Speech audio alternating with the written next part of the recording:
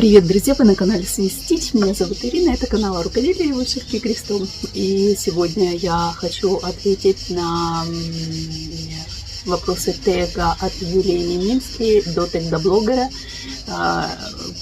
Прикосновение к блогеру, наверное, это будет правильно называться на русском языке. Это эстафета, и эту эстафету мне передала Танечка из Одессы. Ее канал называется Вильна Мрия. На всех этих девочек я вам, конечно, дам ссылочку в инфобоксе, так что заходите и посмотрите, это очень интересно. Мы с Танечкой уже, можно сказать, подруги виртуальные, правда? Все же, она меня всегда поддерживает. Большое спасибо тебе, Татя. Большое спасибо, что упомянула меня в этой эстафете и передала мне эту эстафету. И я хочу ответить на эти вопросы, и я буду отвечать на вопросы и вышивать свой The Garden от Emily Shop. И вы можете тоже взять кофе, вкусняшку, послушать меня, кому интересно, и также можете ответить на эти вопросы внизу в комментариях. Мне будет очень интересно узнать ваше мнение, и приятного просмотра. Ну, кроме того, что этот тег коротенький, тут всего лишь у нас сколько, сейчас я посмотрю, мне лень было распечатывать, я из компьютера вам прочитаю. Раз, два, три, четыре, пять, шесть. 6 всего вопросов, так что я думаю, будет коротенький, поэтому я во второй части видео вставлю кадры из жизни, чем живу, чем дышу. У нас лето, жара сейчас с утра, и еще пока свежу, и я могу прилично как-то одеться, потому что целыми днями я хожу во дворе в спортивном лифчике и спортивных шортах, поэтому как бы предстать перед вами в таком неглиже негоже. И не знаю, что на такое надеть, чтобы не сдохнуть от жары и при всем при этом выглядеть как бы нормально. Можно было появиться перед людьми. Ну вот видите, как я одела футболку, только что прям сверху на спортивный лифчик. Ну и приятного просмотра!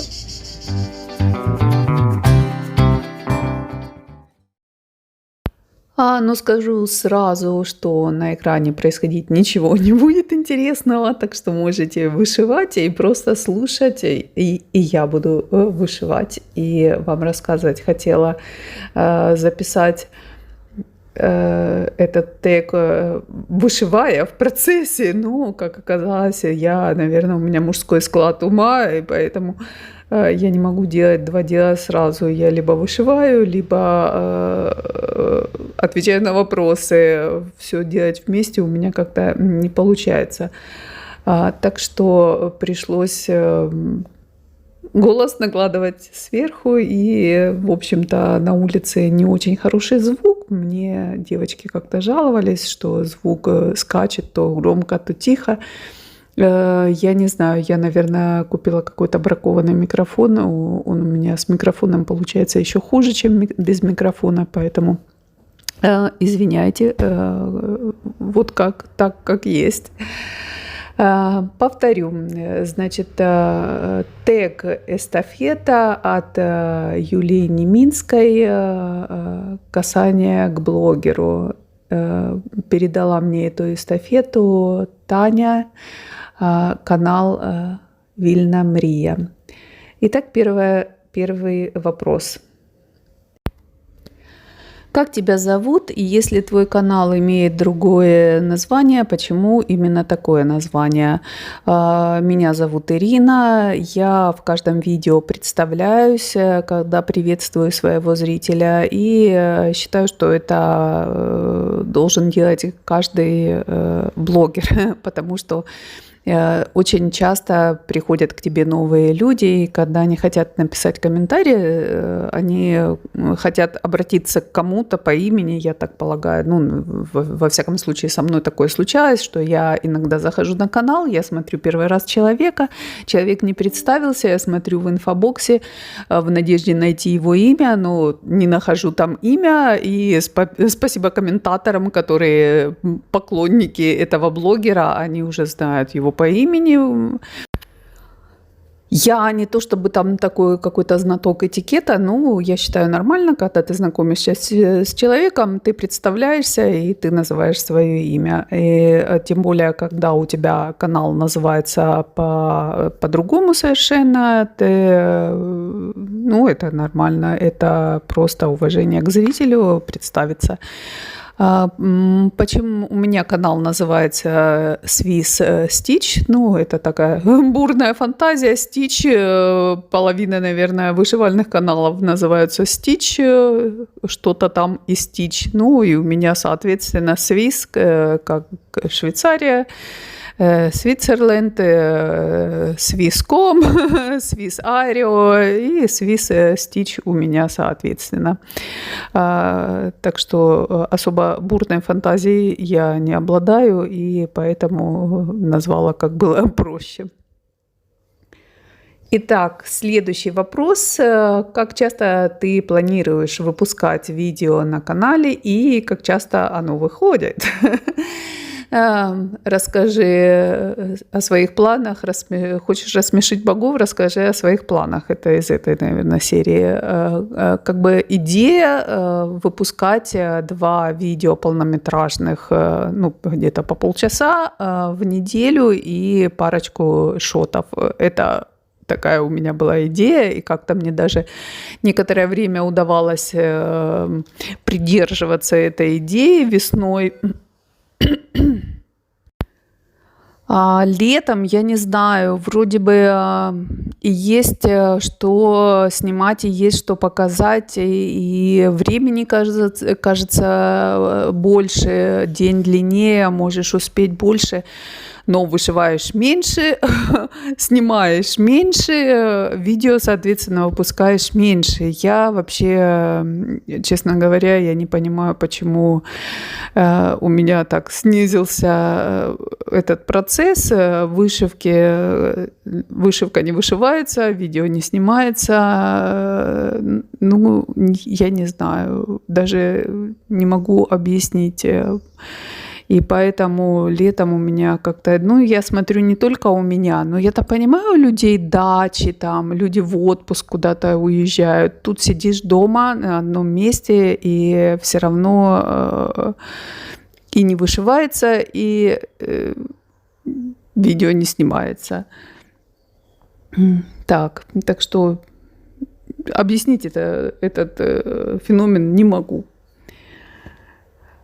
Твой любимый контент для съемок? Следующий вопрос. Мой любимый контент для съемок я люблю смотреть и сама так снимаю. Я, кроме того, что, ну, естественно, основной контент — это вышивка, потому как вышивальный канал.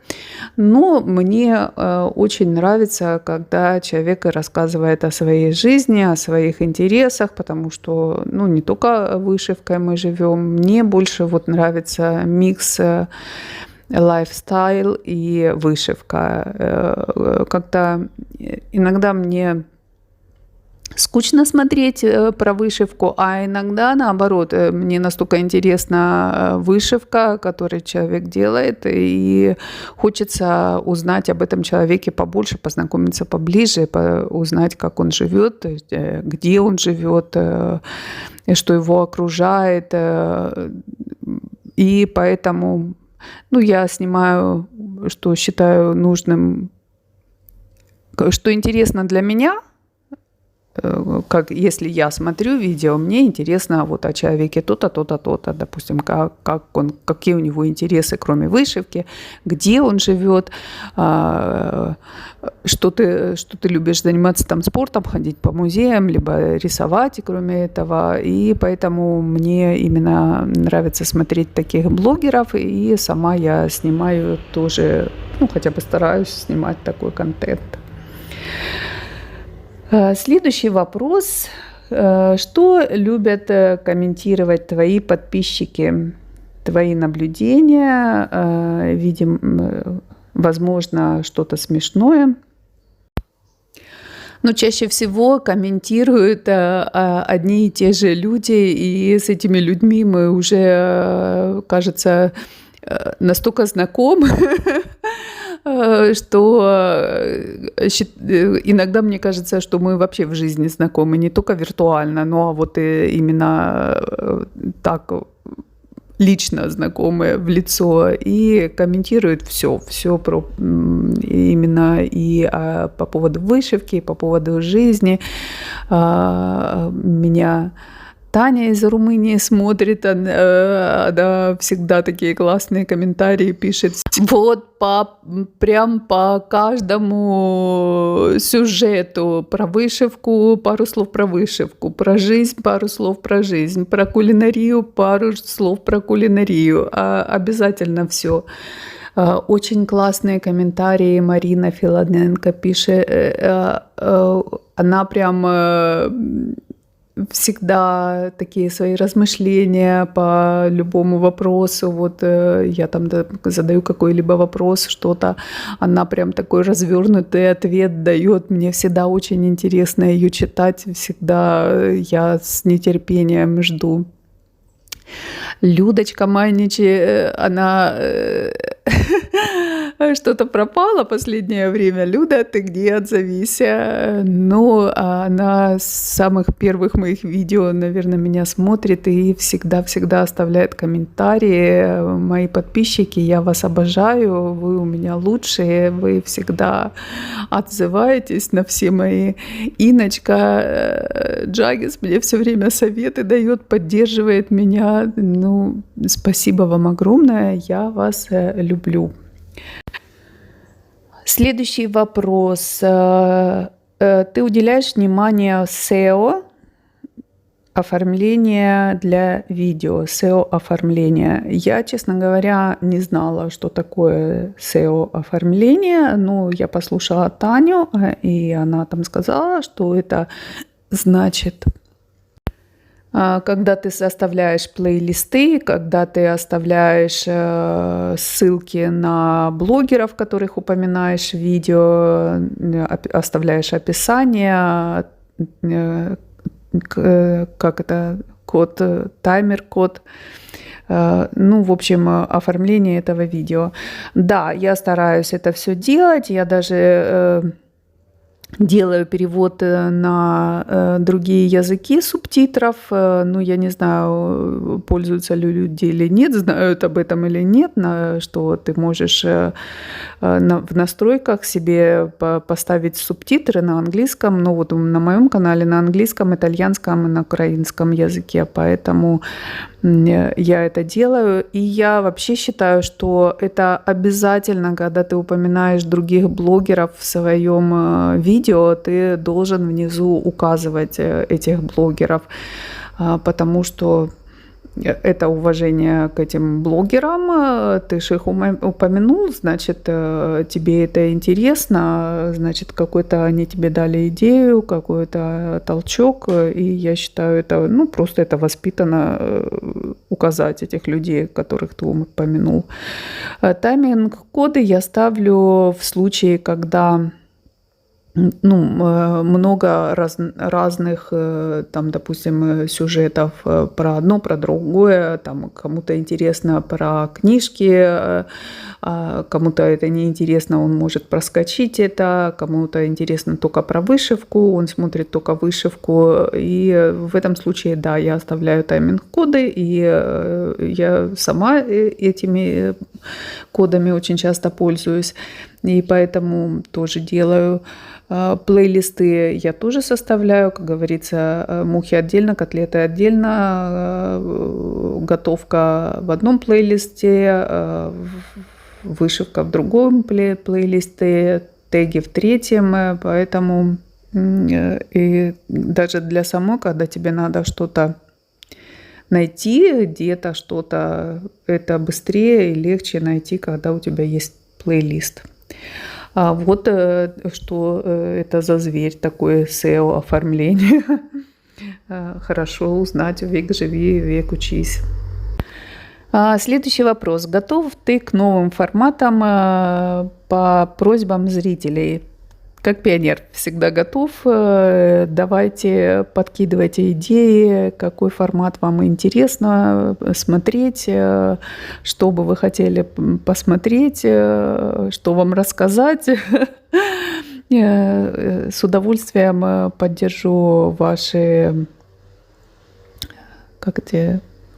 просьбы и постараюсь снять то, что вам более интересно. Для меня это тоже очень интересно. Конечно, я готова и буду очень рада, если вы мне подскажете какие-либо форматы новые, либо старые, что вам интересно смотреть. Напишите мне, пожалуйста, в комментарии, какие вам интересны новые форматы. Ну и последний вопрос. Отметь 3 блогерам, кому хочешь передать эту эстафету. Ну, я хочу передать эту эстафету Танечке, которая минутка по Румынии. Потом я с удовольствием передам Стейси Вышивае. Она отвечает на теги, ей нравится отвечать на теги, я так полагаю. С удовольствием послушаю ее ответы. Ну и вас всех, мои зрители, прошу ответить на вопросы в комментариях. Мне очень интересно узнать ваше мнение по этому поводу. Спасибо вам большое, что послушали мои ответы. Спасибо, что ответили на вопросы, написали пару слов в комментариях. Я надеюсь, вам понравился этот тег. Кстати, напишите, пожалуйста, вы вообще смотрите теги? Вам вообще нравятся теги? Вы, это интересный, кстати, формат. Потому что я смотрю, не все, вот, допустим, я ни разу не видела, чтобы Инна Джагис отвечала на теги. Инна, отвечай на теги. Интересно узнать твое мнение. Так что отзовитесь в комментариях, как вам это все дело. И поставьте лайк, не забудьте. Ну вот, наконец, я закончила вышивать эту ленту. Боже, что-то я не дружу с этим лонг-стичем, потому как он у меня не получается такой, как... Мне кажется, он должен быть. Ну так вроде сейчас смотришь, так бы вроде как и ничего. Вы понимаете, тут же такая фишка, его сильно затягивать нельзя, потому что повыдергиваются, вот здесь же пообрезанные ниточки затянешь, эти ниточки выдергиваются. У меня вот здесь вот они немножко выдергиваются. И вот здесь, ну, короче говоря, везде. О, боже, я только сейчас заметила, смотрите, я здесь не доделала клостерсы эти. Ну вот, я хотела уже сказать, обрадоваться, что мне остался последний этап, этот венок. Ну вот, надо сегодня это доделать. И да, и вот, ты его сильно не затягивай, но при этом и нельзя слабенько, потому что они же обвиснут потом, этот лонг-стич. И как-то надо это... Что-то солнце так светит. Ну, что вам покажу? Покажу вам, что я навышивала, когда мне... В последний раз я вам показывала, я сделала эту надпись, вот эту. А потом я вышила вот эти все цветочки. Это опять же лонг-стич, вот этот виноград у меня. Опять же эти... Ну, этот лонг-стич, он хотя бы поменьше чуть-чуть. Вот этот Queen стежочек называется. Красиво получаются какие-то вот такие пухнастенькие эти ягодки. Прикольно получается. И вот этот... где он? Вот он. Вот этот я так и не поняла, где, честно говоря, как там по этой схеме написано, он должен быть двойной. Я нашла в интернете одинарный. Как же он называется, этот стежок? Забыла, ну потом скажу. Как вспомню. Вот здесь должны быть 2 ниточки. То ли в 2 нитки сложения его делать, то ли что. Я делала 2 нитки, у меня вообще ничего не получилось. Я сделала в одну, как нашла на видео. И здесь вот такой же точно должен. Здесь только здесь 2 на 2 клеточки квадратик, а здесь 1 на 1 клеточку квадратик будет. И потом еще какой-то непонятный стежок, вот этот. Я что-то читала, ничего не вычитала, ничего не нашла. Надо будет еще поискать, что это значит. Вот здесь какие-то стежочки, я не поняла какие. А потом мне уже останется такая на финишную прямую. Я выйду, у меня останется вот этот венок. Ну, здесь в основном крестик, вот только здесь виноград этот и желудь лонг-стичем. Ну, здесь листочки еще. И вот в цветочках эти в серединке лонг-стич. Ну, это вообще ерунда по сравнению с тем, что вот это, вот это все. Ну, и на вот это у меня даже есть сага. Так что осталось совсем немножко. Мне надо за август его закончить кровь из носа. А так как я вышиваю, как вы видите, через пень-колоду, когда мне там взбредет, то надо как-то, наверное, ускориться чуть-чуть. Ну, красота, конечно, необыкновенная получается. Я каждый раз беру и дольше любуюсь, чем вышиваю. И такая, думаю, боже, это сделала я. А сейчас будет так венец творения. Какая там Диана. Красота, красота. Не правда ли?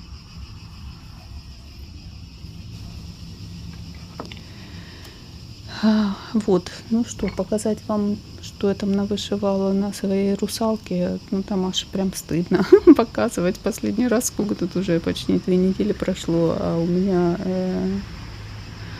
все практически на том же месте. Ну ладно, покажу уже, коль начала. Вот моя подушечка от Reflet de Soie, на каком она месте. Вот почему вот в жизни, но на солнце сейчас так переливается этот бисер, а на видео нет. Как странно. Ну, как видите, я иду кругами, накручиваю круги. И пока вот я на таком месте. Еще шить и шить. Ну, как я уже сказала, то ли от этой жары совсем нету ни желания, ни ничего вышивать, потому что начинаешь вышивать, начинаешь потеть, начинаешь психовать. Если что-то еще и не получается, так вообще начинает тебя колбасить не по-детски. Ну, зато вот какая красота. Вечно мы чем-то недовольны. То нам слишком холодно, то нам слишком жарко, то дождь идет. Не передает, к сожалению, но это очень красиво блестит. Роскошная просто подушечка. Мне нравится безумно. Ну, заморочливо. Как-то, я не знаю, почему меня утомляет сейчас все. И что еще я за это время навышивала? Вот я навышивала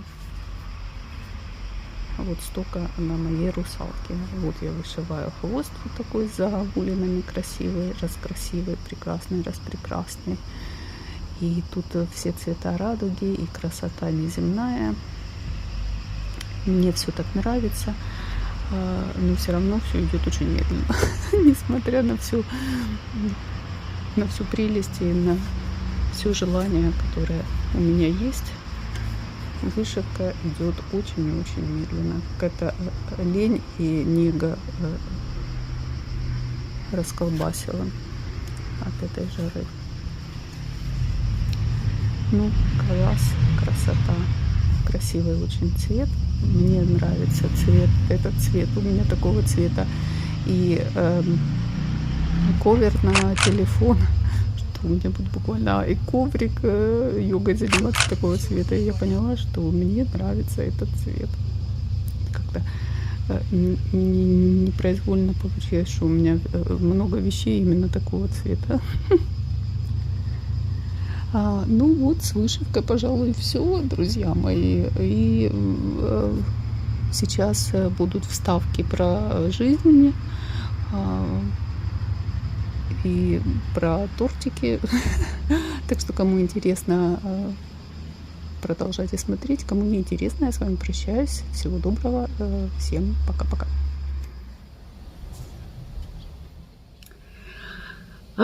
Это будет не видеорецепт, это будет история. Вы говорили, что вам не хватает истории, вот вам история. Ну, как, если смотрите меня, знаете, что я люблю делать торты, всякие сладости, всякая выпечка. Мне нравится это делать, я делаю это с удовольствием, но вот у меня никогда не получалось делать... декорировать красиво. Я там смотрела и в Pinterest, и в YouTube, и везде, думаю, ну, что не делаю, у меня получается все криво и косо, и декорировать торт у меня совершенно не получается. Короче говоря, как обычно, как все это начинается, сидела женщина, скучала, в Инстаграме был, ну, как это, реклама, курсы, кондитерский курс, там, как делать макарон, как делать украшения тортов, как делать торты. Думаю, запишусь. Записалась. 3-дневный марафон там был, ну не марафон, а как это, вебинар называется. Прослушала я этот вебинар, дали мне в подарок рецепт макарон и рецепт начинки от этого макарона, за то, что я 3 дня там слушала их, что они... Ну, надо сказать, спикер был вдохновляющий такой он. Тебе дает такой, как бы, толчок, давай, делай, у тебя все получится, вперед, ну и это все. Короче говоря, я ж такая вся вдохновленная, воодушевленная, бегом рванула делать пирожочек. Сейчас, минутку. Так, отвлекли меня на минутку. Ну, значит, на чем я остановилась? И я ж такая рванула и давай делать этот муссовый пирог и муссовые тортики. Я как-то пыталась сделать, но у меня ни формы не было, ни особенно желания не было делать их. Я делала муссовые прослойки в тортах, да, это было такое, там, конфи. Ну, со всем этим я знакома. Как-то у меня припадок кулинарный был в 2017-2018, а сейчас сезон 2 начала. 2 припадок у меня начался этих тортиков. Ну, одним словом, там первый урок, муссовый торт, сделать муссовый торт. Почему-то они его назвали черным лесом, этот торт. Все знают классический торт черный лес, это, ну, Шварцвальд. Ну ладно, опустим это, ладно, название. Вот перед вами этот черный лес. Получилось из этого всего, у меня получилось только конфи и мусс. Все остальное не получилось. Я уже когда, ну, опыт как бы есть кое-какое в приготовлении тортов, там дается, значит, хрустящая прослойка, бисквитная прослойка, конфи и мусс, и декорация, покрытие зеркальной глазурью. И там много внимания уделяется тому, что все ингредиенты должны быть вымерены до миллиграмма, должно быть там то-то, это, 5-е, 10-е. Начала я делать. Первое, что меня как-то усомнило, когда эта хрустящая прослойка, значит, диаметр 16 сантиметров, ну, это совсем маленький 16 сантиметров, это совсем маленький диаметр для торта. Туда в эту прослойку кладут 30 грамм сливочного масла, 20 грамм муки и что там еще? И 10 грамм какао. Ну, практически у вас получается половина на половину, значит, масло и сухой продукт. Мне это уже как-то казалось, ну, блин, не дохренища ли масла? Ну ладно, думаю, все, мы не будем идти своим путем, мы будем четко прислушиваться к инструкции. Сделала я так. Хорошо, ты должен выпить этот хрустящий слой, выпекать 10 минут. 10 минут он простоял, достаю, он жидкий. Такая, думаю, ну что, пишу, там куратор, ты можешь написать и сказать, ну вот такая херня, что делать? Пишу куратору, оставьте, он когда остынет, застынет и будет типа вам счастье. Оставила. Там дальше делает бисквит. Опять же, бисквит на диаметр 16 сантиметров, хлопковый этот бисквит с маслом, который типа идет туда 2 яйца, там сахар, 20 грамм муки, 60 грамм масла. Я уже такая...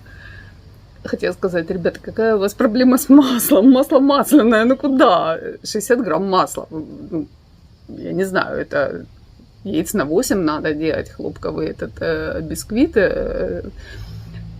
Ну ладно, ладно, сделаем так. Сделала. Естественно, получилось масло масляное. Знаете, как бы в детстве вот мы делали вот это солями, когда масло, какао и печенье дробленое вот так заворачивала. Вот такой точно вкус. Масло масляное. От бисквита, ну, очень далеко. Хорошо, это у меня все здесь. Конфи, опустим, прошло, прокатило. Опять же, там предлагается сделать конфи на агар-агаре, не на желатине, и добавить пектин. Пектин, естественно, я здесь в магазине не нашла, нету никакого пектина, я сделала только тупо на агар-агаре. Ну, получается все нормально. Может, и хорошо, что пектин не добавила. Я конфи всегда делала на желатине, ну, на агаре сделала, какая, ладно. Конфи получился, да, все с конфи хорошо. Мусс, начала делать мусс, с муссом все, что там было, ну да, с муссом все хорошо, мусс получился такой, как надо. На белом шоколаде, мусс шантильи называется. Белый шоколад, сливки, ну там особо нечего, и желатин. Ну, ошибиться уже было трудно. Дальше все, на этом урок заканчивается. И вот у вас остается вот такой тортик. Я думаю, ну блин, надо что-то делать. Ну, захожу, там разные эти самые, как бы, части. Ты можешь посмотреть декорационные, ты можешь изготовление тортов, там все это такое. Я посмотрела декорационный. Зеркальная глазурь. Сделала зеркальную глазурь. Вы видите, она у меня вся стекла вниз. Ну, короче говоря, я не знаю. Мне дочка говорит, ну, может, у нас продукты отличаются от украинских. Там, может, в Украине. Я говорю, ну, извини, я же не первый раз по рецептам из Украины делаю. Ну, как бы все нормально до этого было. Может, там желатин какой-то другой или еще что-то другое. Ну, вот перед вами. Вот такое мое произведение искусства. Сейчас я его порежу и посмотрим, что там внутри.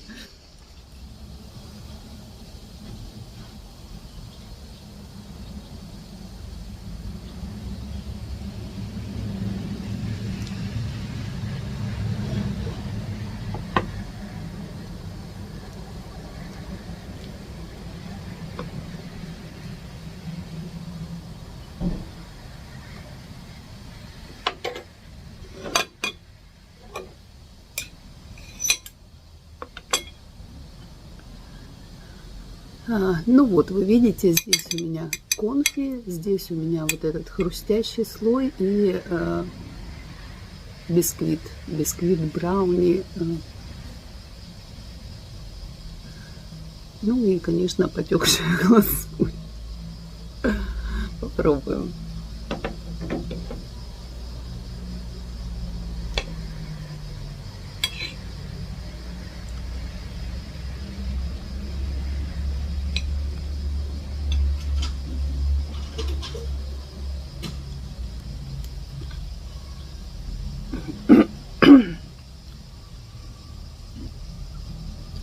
Ну, что я могу сказать? Мусс получился слишком желатиновый, много желатина.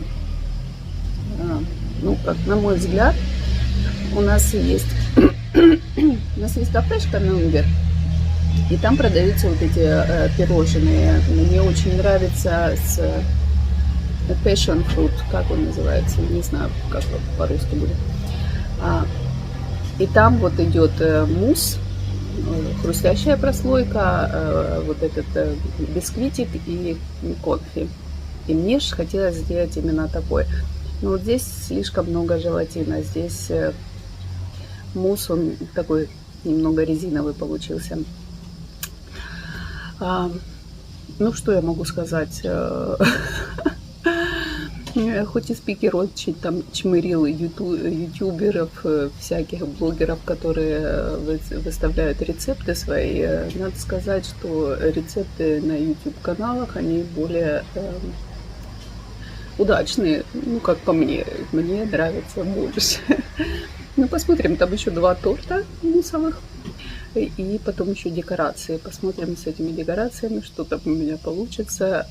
Если вам интересно, буду держать вас в курсе моего нового увлечения. Напишите мне, что вы думаете вообще о тортах, о курсах в Инстаграме и обо всем этом. Требуется помощь зала. Смотрите, что у меня происходит с папоротником. Вы видите, из него растут вот такие еще. Я не знаю, это хорошо или плохо. У меня 5 папоротников, и только с одним вот такая штука. Что это? Папоротник-мутант. Кто у нас ботаники? Подскажите мне, что это? Здесь так вообще. Эта ветка вся.